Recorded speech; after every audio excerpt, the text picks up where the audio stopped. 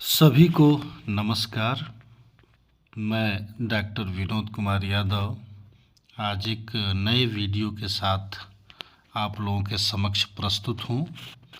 आज का जो हमारा टॉपिक है, जो विषय है, रचना के आधार पर वाक्य के भेद।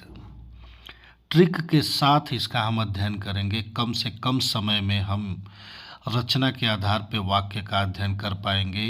एक वाक्य या सेंटेंस को देख करके इजली आप बता पाएंगे कि यह कौन सा वाक्य है। तो वाक्य को शुरू करने से पहले हम पहले ये जान लेते हैं कि वाक्य का निर्माण किस क्रम से होता है। सबसे पहले वर्ण आता है, वर्ण के बाद शब्द आता है, शब्द के बाद पद आता है, पद के बाद वाक्य और वाक्य के बाद भाषा का निर्माण होता है। हम नज़र डालते एक एक लाइन, वर्ण किसे कहेंगे, शब्द किसे कहेंगे। हमारे मुख से निकलने वाले वाक ध्वनियों को वर्ण कहते हैं। हमारे मुख से जो भी ध्वनि निकलती है, वाक मतलब होता है आवाज़ या बोलने वाली। जो भी हमारे मुख से आवाज़ निकलती है, वॉयस निकलता है, साउंड निकलता है, उसको हम कहते हैं वर्ण। एक या एक से अधिक वर्णों के सार्थक मेल को शब्द कहते हैं। जब एक वर्ण या एक से अधिक वर्णों का हम जब योग कर देते हैं, मिला देते हैं, तो शब्द का निर्माण हो जाता है। वाक्य में प्रयोग होने वाले शब्द को पद कहते हैं। यह बार बार प्रश्न आता है कि पद किसे कहते हैं। पद और शब्द में केवल इतना ही अंतर है कि जब हम शब्द को किसी वाक्य में अर्थात किसी सेंटेंस में हम प्रयोग कर देते हैं तो वही शब्द पद बन जाता है। और जब किसी सेंटेंस को जब हम विश्लेषण कर देते हैं, सेंटेंस या वाक्य के शब्दों को अलग अलग कर देते हैं, तो वह पद शब्द बन जाता है।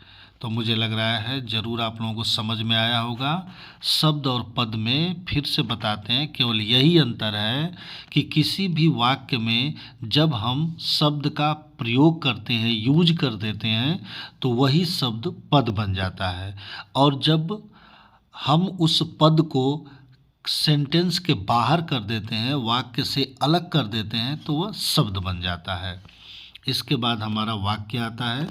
तो हम शुरू करते हैं वाक्य की परिभाषा। सार्थक शब्दों के मेल को वाक्य कहते हैं। सार्थक मतलब जिसका अर्थ हो, जिसका मीनिंग हो। या वाक्य शब्दों का ऐसा व्यवस्थित समूह है जिससे कोई सार्थक अर्थ निकलता है। किसी भी वाक्य से जब तक सही अर्थ नहीं निकलता है, वह वाक्य की कैटेगरी में नहीं आएगा। हम वाक्य उसी को कहेंगे जिसका सार्थक अर्थ निकलता हो। शब्दों का व्यवस्थित रूप जिससे मनुष्य अपने विचारों का आदान प्रदान करता है, उसे वाक्य कहते हैं। मनुष्य जिस व्यवस्थित शाब्दिक रूप से अपने विचारों का आदान प्रदान करता है या बातचीत करता है, तर्क वितर्क करता है, उसी व्यवस्थित रूप को हम वाक्य कहते हैं। एक सामान्य वाक्य में कर्ता, कर्म और क्रिया होते हैं। यानी कि कर्ता भी होगा। कर्ता बोले तो जो काम को करता है, कर्म जो काम किया जाता है, क्रिया क्रिया बताती है कि कौन सा काम हो रहा है। तो ये तीन चीज़ का होना जरूरी है। वाक्य के दो अंग माने गए हैं। पहला होता है उद्देश्य और दूसरा विधेय। उद्देश्य जिसके बारे में बात की जाए उसे हम उद्देश्य कहते हैं। जो बात की जाए उसे विधेय। जैसे राम खाना खाता है, तो इसमें उद्देश्य क्या हो जाएगा? किसके बारे में बात की जा रही? राम के बारे में बात की जा रही है। या कौन खाना खा रहा है? राम खाना खा रहा है, तो राम हमारा क्या हो जाएगा? उद्देश्य हो जाएगा। खाना खा रहा है, विधेय हो जाएगा। वाक्य से संबंधित कुछ महत्वपूर्ण तथ्य हैं जिसको जानना जरूरी है। वाक्य शब्दों का सार्थक समूह है। वाक्य शब्दों का सार्थक समूह है। वाक्य में शब्द क्रमबद्ध तरीके से लगे रहते हैं। वाक्य में जो भी शब्द रहेंगे उनका एक सीक्वेंस होता है, एक क्रमबद्धता होती है, उसी क्रम में लगना चाहिए, नहीं तो अर्थ का अनर्थ हो जाएगा। वाक्य शब्दों का सार्थक समूह होता है। सार्थक मतलब अच्छा अर्थ देने वाला। अगर अर्थ सही है तभी वह वाक्य की श्रेणी में आएगा। वाक्य में शब्दों का उद्देश्यपूर्ण मेल होता है, यानी कि वह वाक्य में कोई ना कोई उद्देश्य जरूर निहित होता है। वाक्य में शब्दों का क्रमबद्ध होना जरूरी है, क्योंकि इससे भाव स्पष्ट होते हैं।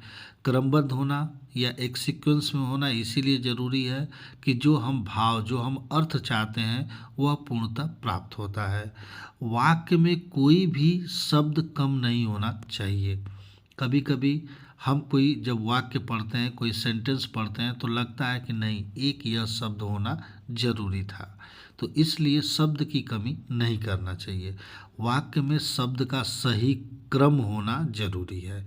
किसी भी वाक्य में शब्दों का क्रम होना जरूरी है, नहीं तो उसका सही अर्थ नहीं आएगा।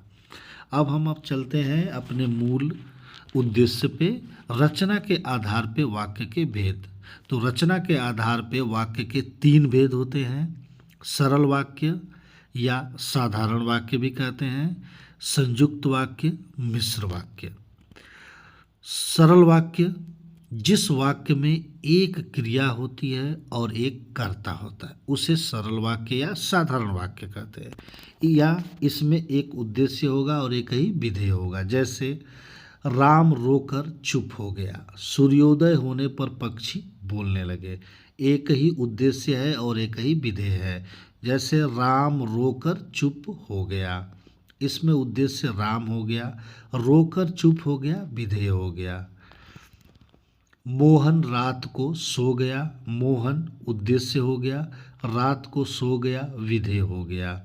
पुस्तक में एक कठिन प्रश्न था, पुस्तक में एक कठिन प्रश्न था, पुस्तक हमारा उद्देश्य हो जाएगा, में एक कठिन प्रश्न था विधेय हो जाएगा। पहचानने का ट्रिक क्या है? उपरोक्त वाक्य में एक कर्ता और एक क्रिया अर्थात एक उद्देश्य और एक विधेय है। सरल वाक्य में किसी अव्यय का प्रयोग नहीं किया जाता है, बिल्कुल सरल होता है। और अथवा, किंतु, परंतु आदि का प्रयोग नहीं होता है, वह बिल्कुल सरल शब्द होता है। संयुक्त वाक्य जिस वाक्य में 2 या अधिक सरल वाक्य अव्ययों योजकों द्वारा जुड़े रहते हैं, संयुक्त वाक्य कहलाता है। यानी कि वह वाक्य जिसमें 2 सरल वाक्य होंगे और दोनों को जोड़ने के लिए किसी अव्यय का प्रयोग किया जाएगा, किसी योजक शब्द का प्रयोग किया जाएगा, उसे हम कहेंगे संयुक्त वाक्य। जैसे बालक रोता रहा और चुप हो गया, कठोर बनो परंतु सहृदय रहो, रात हुई और आकाश में तारों का मेला लग गया, राम आया इसलिए श्याम चला गया, वह घायल था फिर भी खेलता रहा, वर्षा रुकी और पतंगे मंडराने लगे, हम धनवान हैं किंतु सुखी नहीं। इन सब सेंटेंस में या सारे वाक्यों में कोई न कोई अव्यय दिख रहा है। यानी कि एक वाक्य को जोड़ने के लिए एक हमें अव्यय या योजक चिन्ह दिख रहा है। जैसे बालक रोता रहा और चुप हो गया, इसमें और अव्यय है।